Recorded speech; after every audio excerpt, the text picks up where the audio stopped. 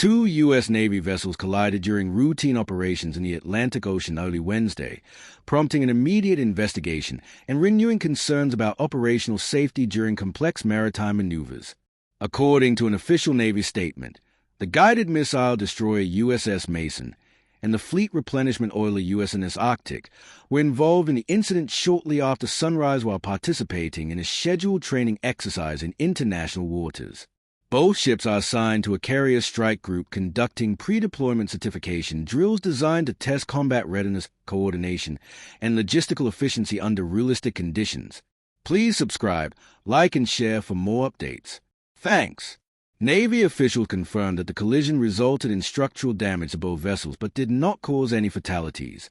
A small number of sailors suffered minor injuries, including bruises and lacerations, largely attributed to the sudden impact and movement on board. Medical teams aboard the ships provided immediate care, and the injured personnel were later transported to a shore-based medical facility for precautionary evaluation. All crew members have been accounted for. Rear ADM Daniel Thompson, commander of the strike group, described the collision as serious but contained, noting that emergency response protocols were activated within moments of impact. Damage control teams quickly secured affected compartments, assessed potential flooding risks, and reinforced compromised sections of the hulls.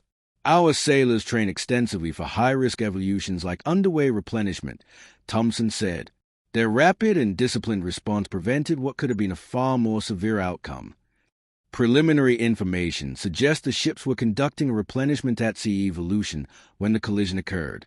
Replenishment operations require two vessels to sail side by side at close distance while fuel, ammunition, food, and other supplies are transferred via cables and hoses.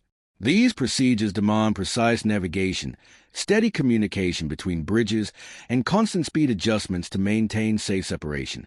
While officials have not yet identified a definitive cause, investigators will examine a range of factors, including helm commands, radar and navigation data, weather conditions, mechanical systems, and voice recordings from the ship's bridges.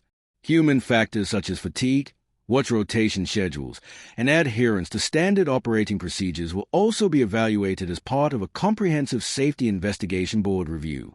The Navy has temporarily paused similar replenishment drills within the strike group as a precautionary measure. Both vessels are expected to proceed under their own power to a nearby naval station for further inspection and repairs.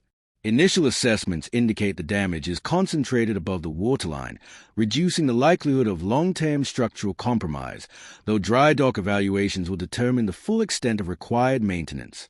The USS Mason, an Arleigh Burke-class destroyer, is equipped with advanced radar and missile defense systems and has previously deployed to the Middle East and Mediterranean regions.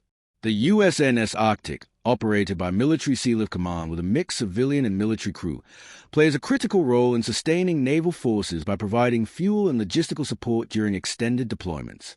The oiler's function is essential to maintaining U.S. naval presence across global hotspots without requiring ships to return to port frequently. Naval safety has faced heightened scrutiny over the past decade following several high-profile incidents involving surface ships in the Pacific. In response, the Navy implemented sweeping reforms aimed at improving seamanship, navigation training, and oversight. These reforms included expanded bridge resource management instruction, mandatory simulator certifications, enhanced oversight of watch-standing practices, and stricter fatigue management guidelines. Defense analysts say that although collisions are rare relative to the scale of naval operations conducted worldwide, the demanding tempo of U.S. maritime deployments increases the complexity of day-to-day operations. The Navy operates across multiple theaters simultaneously, often in congested waters or under tight training schedules, said maritime security analyst Rachel Whitmore. Even routine exercises require precision and coordination at every level. Lawmakers on Congressional Armed Services Committees have been notified of the incident and are expected to request detailed briefings once preliminary findings are available.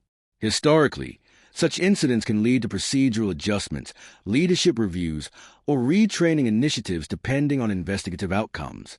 Despite the collision, Navy officials emphasize that the broader mission of the carrier strike group remains unaffected.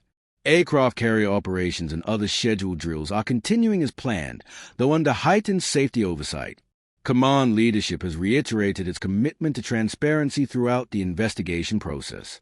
Families of the sailors assigned to both ships were notified through official channels, and the Navy confirmed that morale and welfare services are being provided as needed.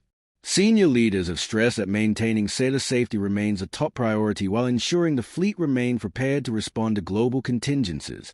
As investigators work to determine exactly what went wrong, the incident serves as a reminder of the inherent risks involved in complex naval operations at sea. The findings of the Safety Board will likely shape procedural refinements across the fleet, reinforcing the Navy's ongoing efforts to balance operational readiness with rigorous safety standards in an increasingly demanding maritime environment.